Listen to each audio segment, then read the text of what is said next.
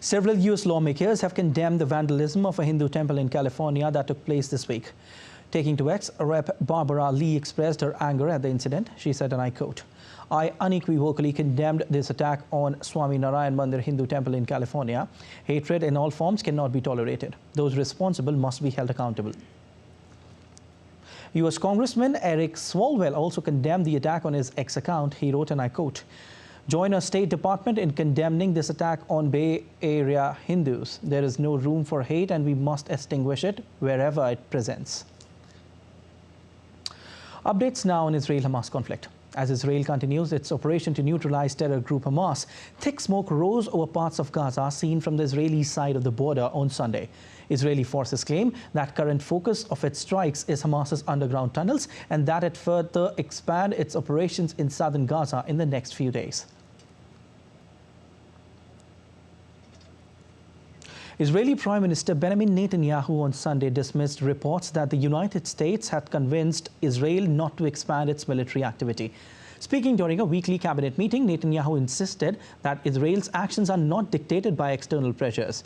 His statement came after the influential Wall Street Journal on Saturday reported that Netanyahu was persuaded by US President not to attack the militant Hezbollah group in Lebanon out of concerns it would launch an attack on Israel, similar to the October 7 rampage by Hamas in Gaza on Israel's southern communities.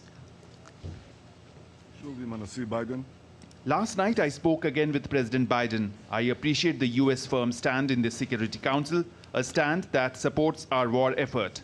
I told President Biden yesterday that we will fight until a complete victory, however long it takes.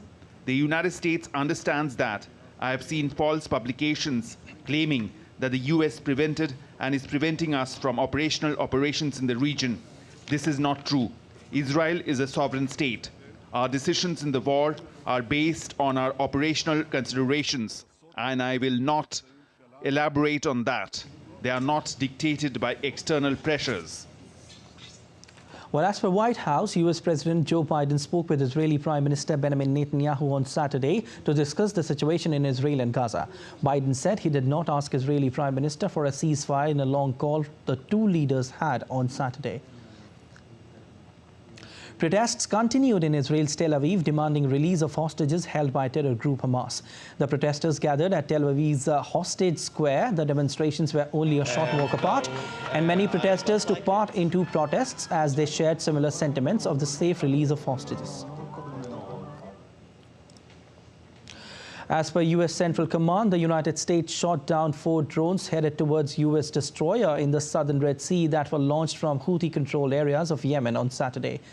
The CENTCOM said in a post on X that these attacks represent the 14th and 15th attacks on commercial shipping by the Houthis since October 17. The Iran-aligned Houthis, who control much of Yemen, have disrupted world trade for weeks with attacks on ships passing through the Bab el-Mandab Strait at the southern end of the Red Sea. A merchant ship MV Chem Pluto was reportedly attacked by a suspected drone strike on aerial platform in the Arabian Sea. The ship caught fire after the attack. The Indian Coast Guard ship ICGS Vikram, deployed on patrol of the Indian Exclusive Economic Zone, rescues the merchant vessel. The vessel was carrying chemicals from Saudi Arabia's Jubail port to Mangalore, India. After the rescue by Indian Coast Guard, the vessel has started moving towards Indian city Mumbai and will reach the coast by early hours of 25 December. All crew members are safe, which includes around 20 Indians.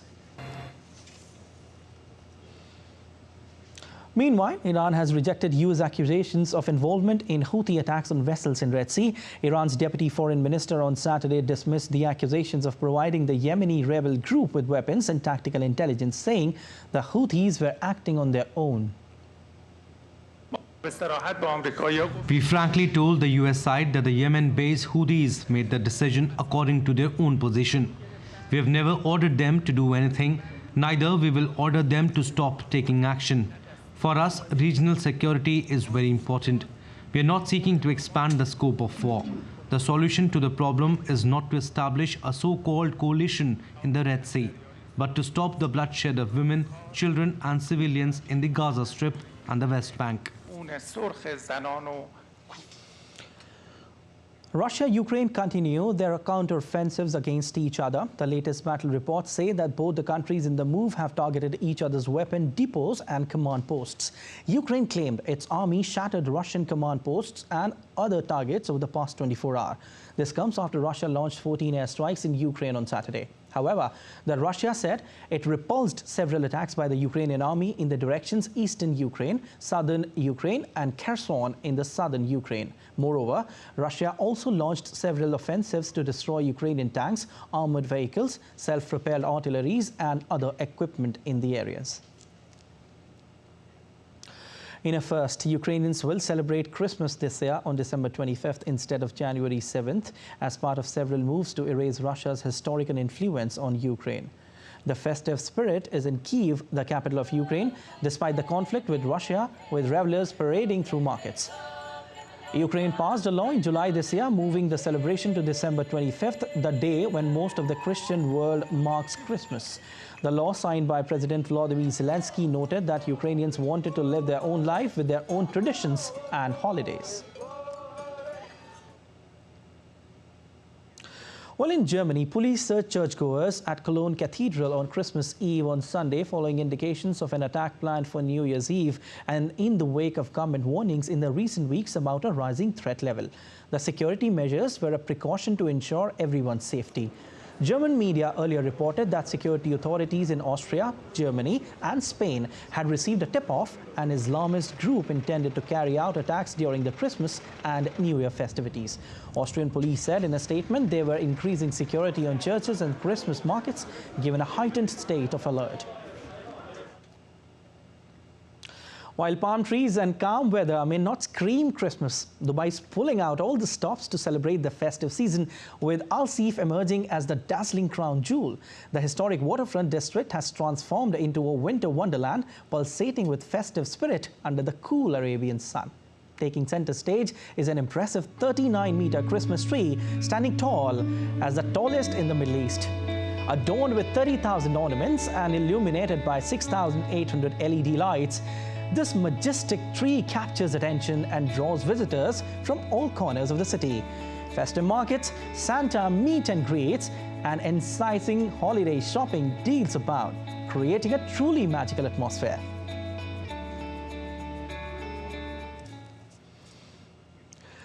V. Muralidharan, the Minister of State for External Affairs of India, participated in a community event in Fujairah, UAE, where he aimed to address and evaluate the diverse challenges encountered by the Indian diaspora. The gathering brought to the forefront various concerns expressed by the community, including passport tatkal issues, implementation of Aadhaar cards for non-resident Indians, among others. In his address, the Indian minister touched upon the significance of recent legislative changes, citing them as essential steps towards achieving the vision of a developed India. During this visit of UAE, last 2 days I have been interacting with the representatives of the Indian community and also with the officials in the consulate. Prime Minister Narendra Modi ji has been always putting across the point that the government of India is there for the welfare of every Indian, wherever he stays. So in that context, making the life of every Indian community member in UAE, making their life better, the welfare of those Indian members of the diaspora, the community's efforts are being supplemented by the government, and the consulate has been making all efforts to see that those issues are solved. US travelers headed to airports and train stations for the Christmas holidays. The airline have prepared for a busier holiday travel season than last year, when storms caused thousands of flights to be cancelled and traffic to pile up. According to the American Automobile Association, at least 115 million people will drive 50 miles or more during the holiday season till January 2nd next year. This indicates a 2.2% increase in domestic travelers over last year's holiday season and the second highest year-end travel projection since 2000.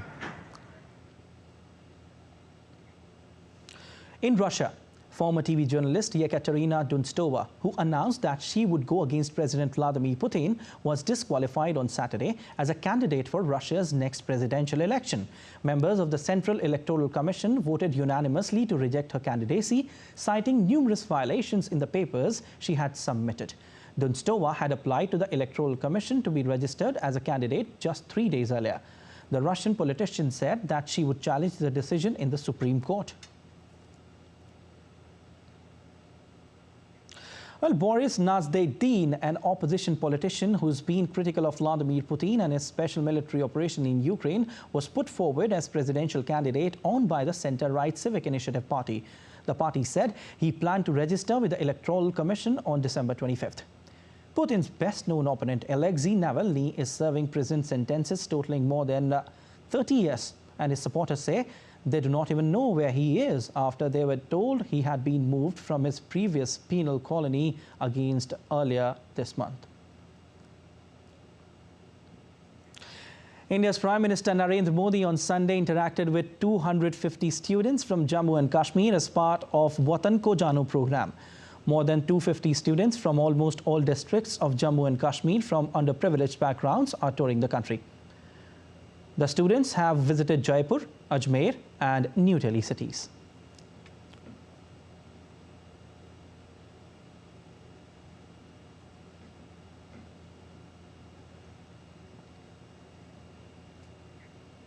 All right, let's take a look at other stories making news around the world.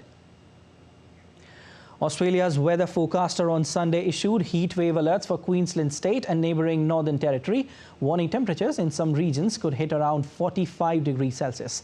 In Western Australia, more than 20 bushfires were burning. State authorities have warned of a high fire danger for many parts of Western Australia. The weather in Hong Kong became more chilly as residents faced a combination of cold temperatures and occasional showers. Urban areas recorded temperatures as low as 6 degrees Celsius.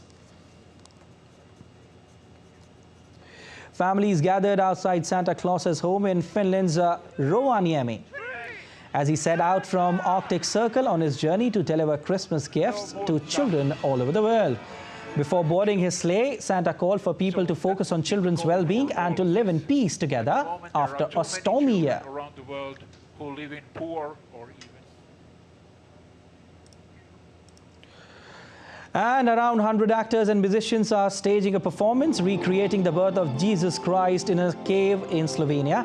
Visitors can watch the story told in 16 scenes strung along 5 kilometers underground in Postojna cave.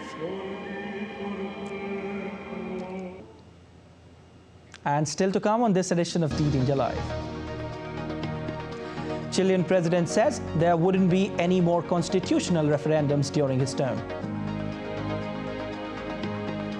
Czech Republic mourns victims of mass shooting at Charles University in Prague. India clinched women's test versus Australia to end 46 years of drought.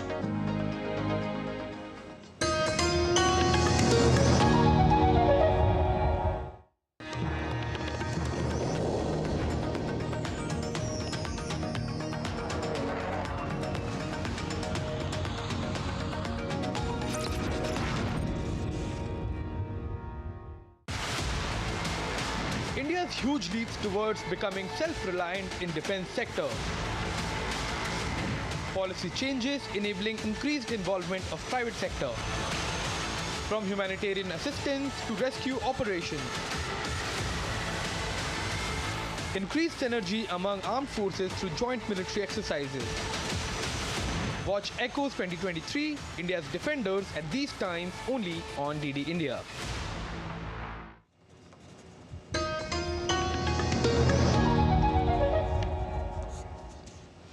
You're watching DD India Live and I'm Siddharth Bharadwaj. Chilean President Gabriel Boric said there wouldn't be any more constitutional referendums during his term after 2 attempts to replace the country's current constitution failed.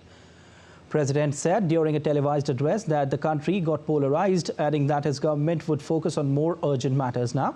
With 99.65% of ballot boxes tallied, Chileans rejected a new text that sought to replace the current constitution that dates back to the Augusto Pinochet dictatorship. Many Chileans have voiced mistrust and disenchantment with the process after years of polarization and political infighting.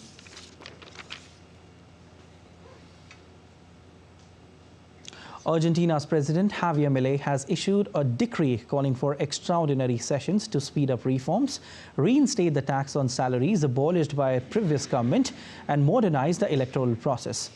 Milei, who took the office in early December, sent the decree to the legislative body late on Friday for bills to be discussed from December 26 to January 31st. Congress is in recess with sessions next scheduled for March. Earlier this week, Milei proposed more than 300 measures to deregulate the South American country's economy, including eliminating price controls and bureaucracy to help promote industrial activity. Argentina is mired in prolonged economic crisis with triple-digit inflation, negative reserves, a rapidly depreciating peso currency, and over 40% of the population living in poverty. And DD India's Latin American correspondent Mary Trini Mena has the report. Argentina's new president is making big changes in the South American country. The shock economic measures that he had promised during his electoral campaign are already raising concerns in a sector of the population. This week, leftist groups took to the streets to complain over the austerity measures being implemented by the libertarian politician. The government is warning protesters against blocking the streets and has announced a zero-tolerance policy for those who do so. More demonstrations are expected in Buenos Aires in the coming days. One of Milei's first economic decisions was a 54% devaluation of the Argentina peso in an effort to control the triple-digit annual inflation that Argentina has been struggling with over the past few years. Earlier this week, the 53-year-old economist unveiled part of his strategy to deregulate Argentina's economy. He started by signing an emergency decree that included 300 measures striking down major regulations, including Argentina's housing rental market, exports, land ownership, and food retailers, among others. The emergency economic decree is set to be in place for 2 years. The demonstrations happen at a time when 4 in 10 Argentines are living in poverty, and inflation is running at over 140% in South America's second largest economy. In Caracas, Mary Trini Mena reporting for DD India. The Czech Republic mourned the victims of a shooting at Charles University in capital Prague, which left 14 people dead. Czech President Petr Pavel attended a mass in Prague on Saturday to remember the victims of the country's worst mass shooting. A day of national mourning observed by the entire Central European nation for those who lost their lives in mass shooting. Flags were flown at half-mast on the official buildings across Czech Republic as the country mourned the victims of Prague University shooting. Bells rang across the Czech capital as rain pelted hundreds of candles and flowers laid in tribute to the victim as mourners stood in silent tribute for a minute. Czechs at the memorial outside Charles University said a minute of silence for the victims was a strong and powerful moment as they never had such experience before. It was a very strong feeling because me and my friend, we were at the cathedral with the president, with all the main presence. So it was one of the strongest moments because I never feel like that before, because I never have like 1 minute of silence in this, yeah, and in this occasion. I never had it. I'm very shocked. I don't feel really safe as much as before in a public place, especially in public transportation. When there is a quick movement, I'm a bit nervous, and it's always stressful. In Burundi, the government on Saturday said that gunmen killed at least 20 people and wounded 9 others near the country's western border with the Democratic Republic of Congo. The attack is claimed by the Red Tabara rebel group on social media platform X. The people killed in the incident involved children, pregnant women, and a police officer. Red Tabara has been battling Burundi's government from bases in eastern Congo since 2015. It has also claimed to attack country's international airport in September. India's External Affairs Minister Dr. S. Jaishankar has expressed grief over the passing of Ambassador Hans Tannenberg of the Dominican Republic. He said on social media platform X, and I quote, "Deeply grieved to learn of the passing away of Ambassador Hans Tannenberg of the Dominican Republic. He was an extraordinary friend of India and of so many of us personally. His tenure as the Dean of the Diplomatic Corps in New Delhi is fondly remembered by those who served then. He personally built Dominican Republic's relationship with India and took it to great political and economic heights. Our condolences to his family." Well, counter-terror cooperation between France and Niger ends as last batch of French troops deployed to junta-ruled Niger finally left the country. The withdrawal comes after military junta in Niger seized power in July and made France's military withdrawal one of their key demands. In response, France has announced the closure of its diplomatic mission in Niger for an indefinite period. The French soldiers were deployed as a form of military cooperation to help Niger fight a decade-long extremist insurgency. However, the withdrawal has triggered fears of weakening the fight against an insurgency, not just in Niger, but also in the wider Sahel region. A massive blast at a Chinese-funded nickel processing plant in eastern Indonesia was reported during the early hours of Sunday. According to the officials, 13 people were killed and 39 others injured were rushed to the hospital for immediate medical care. Reportedly, the first explosion triggered several other explosions because there were many oxygen cylinders used for welding and cutting furnace components for the repair. Further details are awaited as investigations into the incident are underway. In India's Rajouri district, Jammu and Kashmir, the army today paid floral tributes to 4 of its personnel who were martyred in an encounter in Poonch district on 21st of December. A wreath-laying ceremony was organized by the Army. General Officer Commanding-in-Chief, Northern Command, GOC Romeo Force, GOC 25 Div, and police and civil officers and other officials laid wreaths and paid tributes to the martyrs. Family members of martyrs also paid tribute to martyrs' jawans.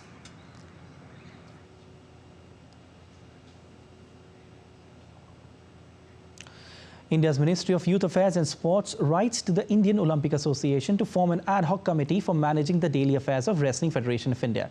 The move comes after India's Sports Ministry abstained the newly elected Executive Committee of the WFI from administering and managing the day-to-day activities of the Federation.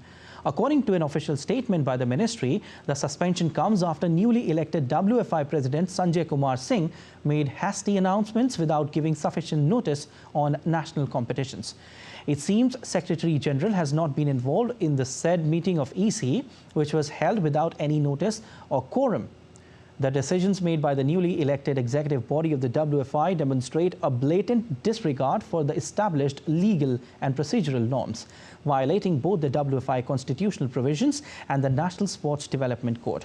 Adherence to governance norms is vital for ensuring fair play, transparency, and accountability. United World Wrestling is yet to issue official communication lifting the suspension of WFI. And in other news, India women cricket team secured an 8-wicket victory against Australia women in a one-off test match in Mumbai. This is India women's first test win against Australia in 11 games since 1977. Dominating from the start, India bowled out Australia for 219 on day 1. Shefali Verma and Smriti Mandhana's stellar performance, coupled with contributions from Richa Ghosh and Jemima Rodrigues, gave India a 187-run lead. In the second innings, Sneh Rana's 4 for 63 restricted Australia to 261, despite Thalia McGrath's half-century chasing 75. India achieved the target with an unbeaten 38 by Smriti Mandhana, sealing the win on day 4. Harmanpreet Kaur and Rajeshwari Gaikwad's crucial dismissals further highlighted India's all-round excellence. And praising the women's cricket team for their win, Indian Sports Minister Anurag Thakur congratulated Indian team and women in blue and wrote on X, "The team is simply unstoppable."